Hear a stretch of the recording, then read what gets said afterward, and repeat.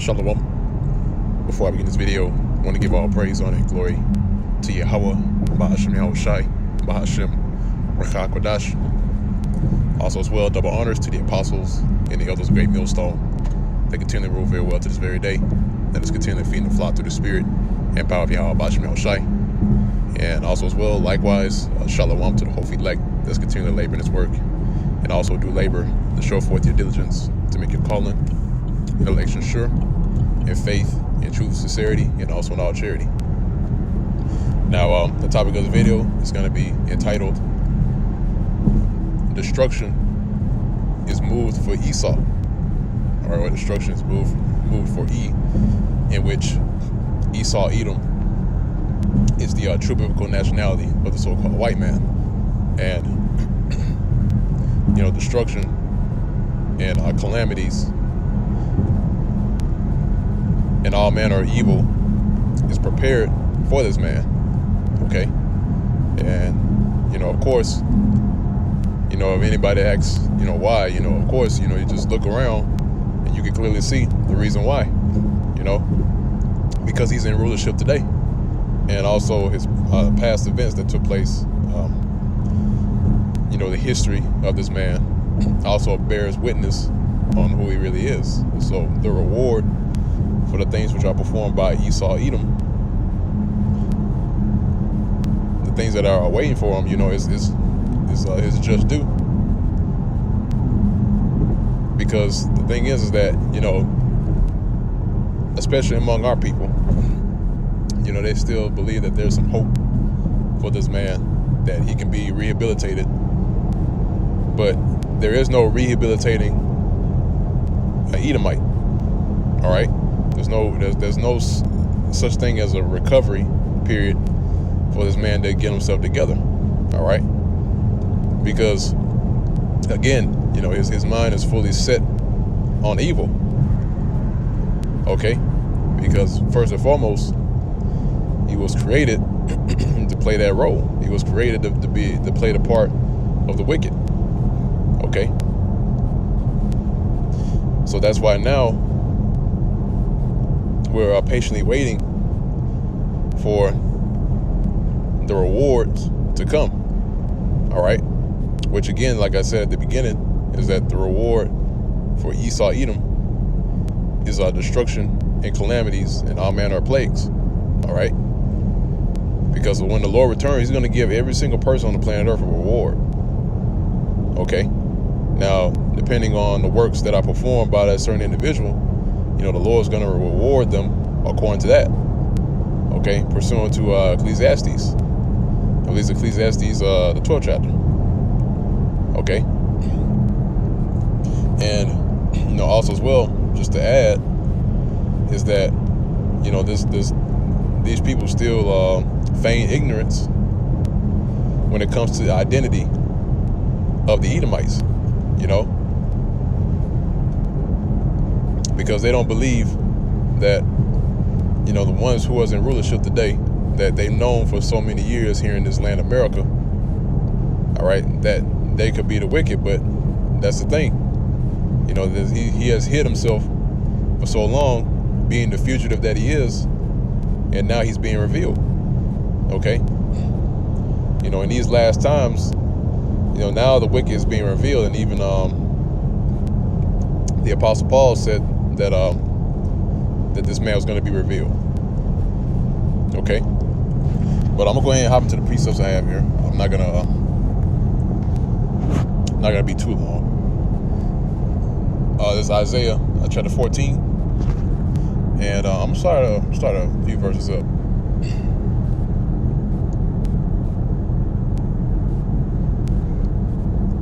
Start at verse 4. It says that thou shalt take up this proverb against the king of Babylon. And who is the king of Babylon today? All right, the king of Babylon would be Esau, Edom, which goes to the top of Esau.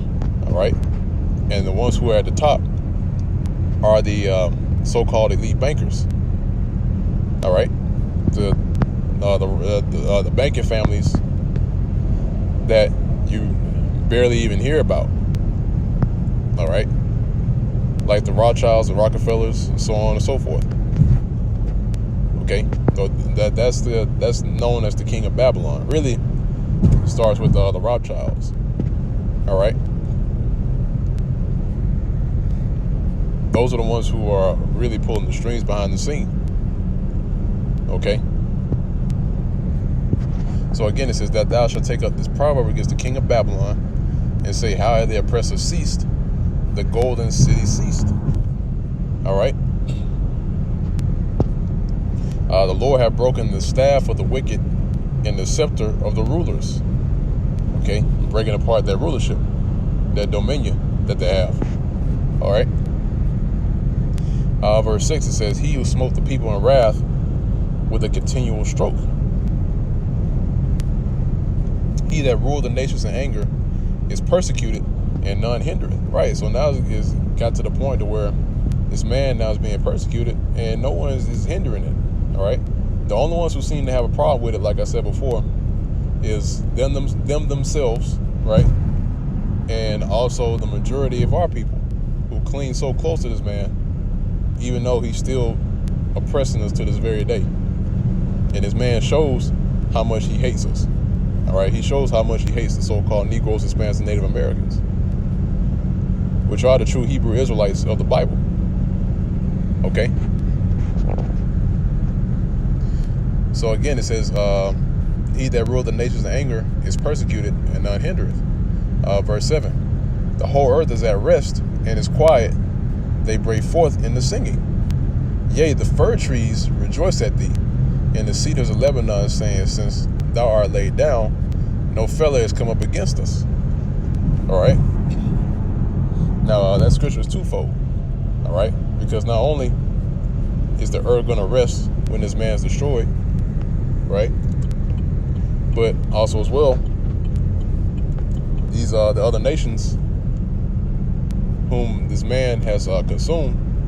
All right, you know, they're no longer going to be underneath the banner of wickedness anymore, you know, because once we're in rulership and the Lord sets us back in the rulership, the nations is going to have their portion. All right, but at the same time, they're going to have to pay tributary to us. All right, and they're going to be subservient under the nation of Israel. All right, but again, you know, this will be to their benefit, you know, like it was before, because like it says in the book of Deuteronomy, I believe it's the if I remember correctly, I believe it's the 32nd chapter, where it says the Lord separated the nations, or the different nations, according to the number of the children of Israel. All right.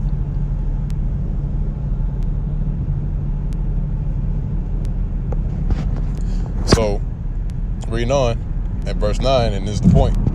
It says, hell from beneath is moved for thee. To meet thee at thy coming, it stirreth up the dead for thee, even all the chief ones of the earth. It hath raised up from their thrones all the kings of the nations. Right. So hell from beneath is moved for this man. All right. So this man is basically destruction, and plagues are set apart and is set in place to meet this man. All right. Actually, even the scriptures tell you that there are certain spirits that the Lord's going to use to further the downfall of this man's system. All right, and to also further the destruction of his kingdom. All right.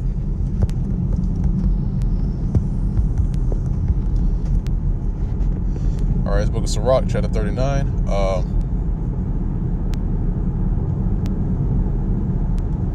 Right, I think I'm going to skip around a little bit. Sirach, chapter 39, verse 28, it says, there be spirits that are created for vengeance, which in their fury lay on sore strokes.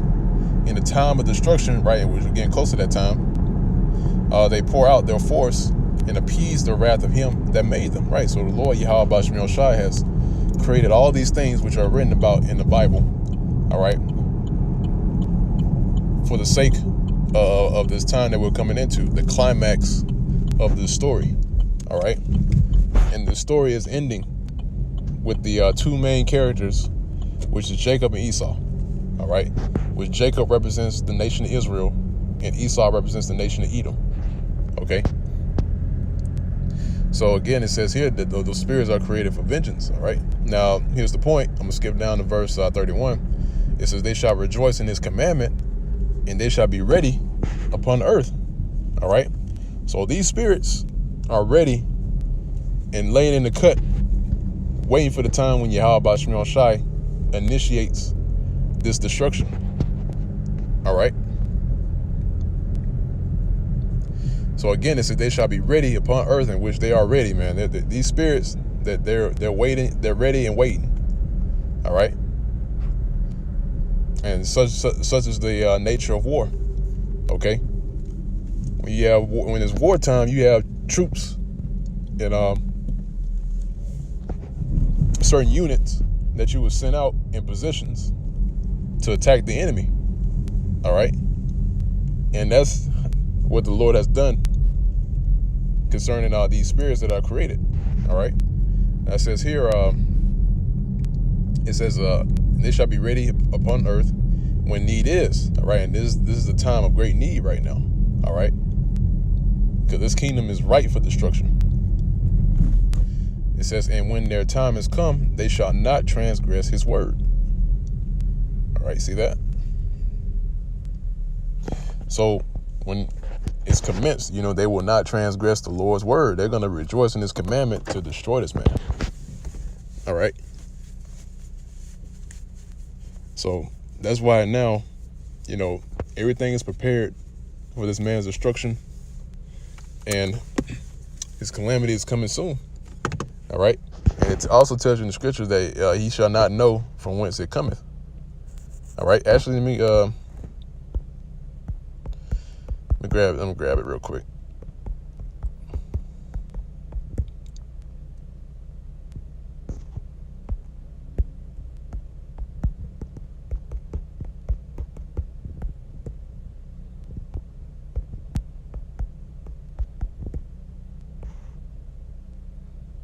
Here it is.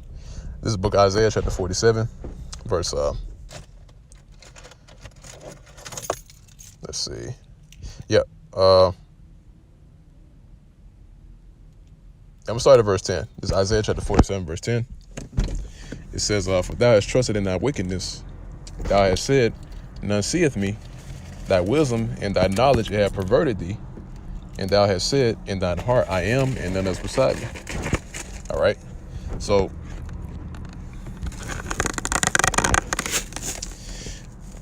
this man has trusted in his wickedness, right? And he also bigs himself up, or he regards himself as being a god, because he has all this control on the planet Earth, and believes that his kingdom is cemented and will never be moved. But he's gonna realize, he's gonna run into a sad reality that his kingdom is fickle. His kingdom only has a time period to where it's in rulership, or where he's in rulership, and there's a time to where or it's a set date to when his kingdom is gonna fall. So again, it says, therefore shall evil, and that's like, start verse 10 again. It says, for thou hast trusted in thy wickedness, and thou hast said, none seeth me. Thy wisdom and thy knowledge have perverted thee, and thou hast said in thine heart, I am, and none else beside me. All right. Basically, once again, putting himself up on the pedestal, or putting himself on the same level as the Most High. Okay. Verse 11 said, therefore shall evil come upon thee. Thou shalt not know from whence it riseth, and mischief shall fall upon thee. Thou shalt not be able to put it off. Right. So this man can no longer put it off, man. All right. There's no more running and no more hiding. All right. And as far as the prophecies are concerned, he can no longer put this off. He cannot put off the fact that you have men that are standing up for Yahweh Ba'Shem Yahushai, that are speaking up against this man in spirit and truth, which is in Yahweh Ba'Shem Yahushai. All right.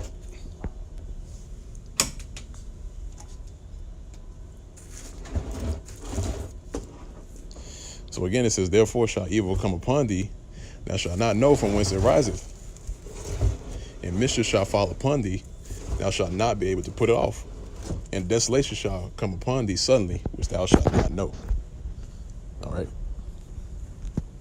So these things are going to be sudden. Okay. And, he's not going to have any sort of time to react.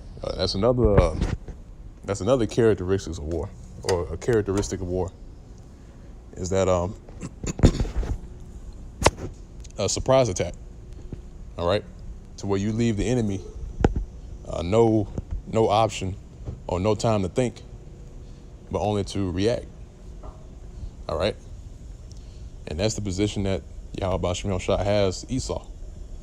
Okay, so when the time comes, he's gonna do nothing but rely on his weapon, his sword, which was his blessing. And from that point on, he's going to be taken and destroyed. Okay.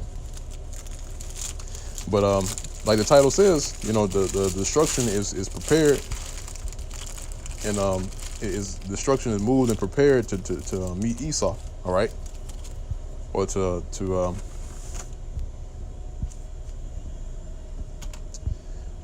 meet Esau at the end point, his destination. Okay. And he's approaching that destination with each day that passed by. Okay. So that's why what you're about to see is this man just do a complete Hail Mary. if you know anything about football.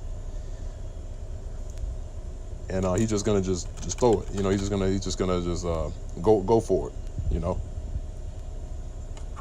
No Hail Mary with no play huddle. While the clock is running down, and he's just gonna go for it, and he's gonna be defeated and lose bitterly. All right, because Yahweh Ba'Shem Yahushai got him right where he wants him. So I'm gonna go ahead and end off on that note, and Lord's will is edifying to the elect of the nation of Israel. And until next time, once again, I want to give all praise, honor, and glory to Yahweh Ba'Shem Yahushai, Ba'Shem Rakakwadash. Double honors to the apostles and the elders of Great Millstone everywhere to this day, and also Shalom. Peace and safety, salutations to the hopefully elect. Let's continue to labor in this work and also do labor to show forth your diligence to make your calling and election sure, in faith, truth, sincerity, and also in all charity. And with that, I'll go to Shalom.